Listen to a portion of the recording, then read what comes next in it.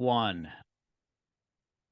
Here at the Check a Pro radio show, we get all kinds of questions, and we got a plumbing question today. So I asked my good friend Bobby Crowder, the family plumber, to join me here on the program. Hey, Bobby, how you doing, buddy?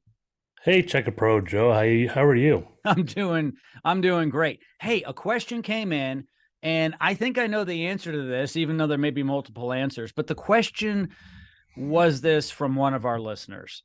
Why is there rusty water in that pan, that metal pan, underneath my water heater? What could that be? Well, not just rust. It could be anything, actually. It could be, water itself. It could be dirty water, making it look like rust. It depends on where the location's at. Like I said, addicts, or, Texas has they're installed in the attics. In Arizona, where they're in the garages, so they tend to get really dirty. So, usually if there's any kind of liquid or any kind of water or anything that's in that pan, there's something going on. And usually, most of the time, it is a leaky water heater. But you got to check it first. And when you come out there, check to see if it's a gas water heater. Pull out that front plate there and stick your fingers inside where the gas control valve assembly is at, and see if there's any water in there. If there is, okay, now we have a tank leak. If it's not, that means it's coming from somewhere else. So you want to jump up above,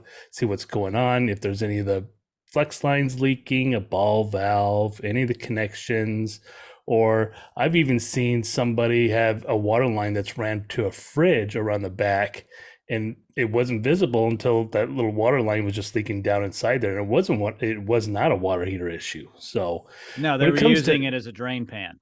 Exactly. Yep. So, be very cautious. Drain pans are great. They've been out here in Arizona. We didn't do them very often until recently, probably about, I want to say 6 or 8 years ago. They've kind of put them in, wanting them put in per code. Some cities are different than others. So Arizona is a little bit different than maybe some other states, but now we don't install a water heater without a pan whatsoever. Now it has to Sure. have a pan. And So, honestly, if it's in the garage or somewhere that's more outside-ish, if you will, it's not as big of a deal. But if it is inside in a utility room, maybe in a laundry room type thing, which it could be, well, yep. then yes, you're definitely going to want to do that. Also, the pressure relief valve, isn't it possible that could leak? It does. Usually, like technically, you're supposed to exercise that TMP valve every 6 months. Who does that? No one really ever does that. Flip it on, off.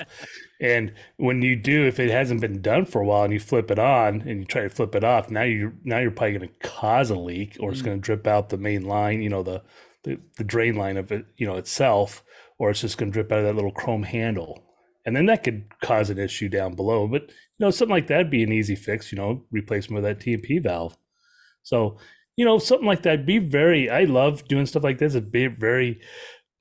I love investigating stuff, going solving out the there. problem. Yeah. Oh, I love it. Instead of just going out there, okay, I know what it is. Boom. I know. I like to go in there and, hey, what's going on here? Oh, I love that kind of work. I really Well, do. who doesn't like a mystery, right? We all do. Yes. Hey, all right. The best thing to do is to get a hold of my friend Bobby Crowder, the family plumber. All of his information is in the description of this podcast. Hey, Bobby, thanks for taking time out of your day, buddy. Really appreciate it. You bet. Thanks, Joe.